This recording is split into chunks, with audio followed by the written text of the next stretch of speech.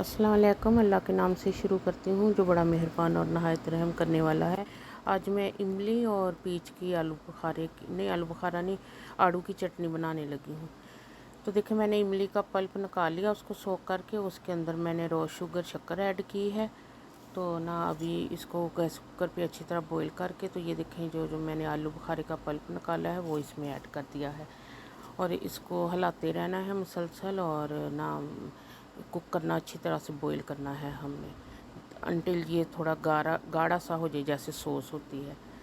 तो अभी मैंने इसमें हाफ़ स्पून सॉल्ट ऐड कर दिया है, half spoon crush chilli add कर दी है, और ये क्रश की हुई 2 कैरेट्स मैंने क्रश की है, वो भी मैंने इसके अंदर ऐड कर दी है। तो इसको अच्छी तरह से मिक्स करें और थोड़ा सा कुक करें। कैरेट्स को बहुत सारा गलाना नहीं है, बस उसको हाफ़ कुक करना है। और देखिए माशाल्लाह से बिल्कुल लग रही है जैसी चटनी बन गई है एकदम से।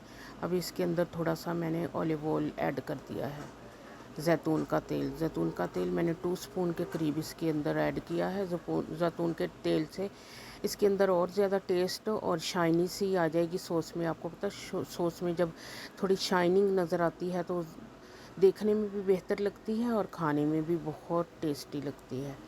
और तकरीबन हमारी सॉस अब रेडी है, पक चुकी है।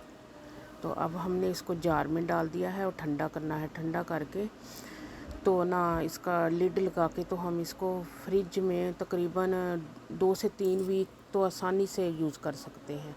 और ये खुद आप ही बनाइए, बहुत ही मज़े की ये चटनी बनती है। और देखिए बन भी कितनी जल्दी जाती है, बाज़ार की सॉसेस यूज़ करने से बेहतर है।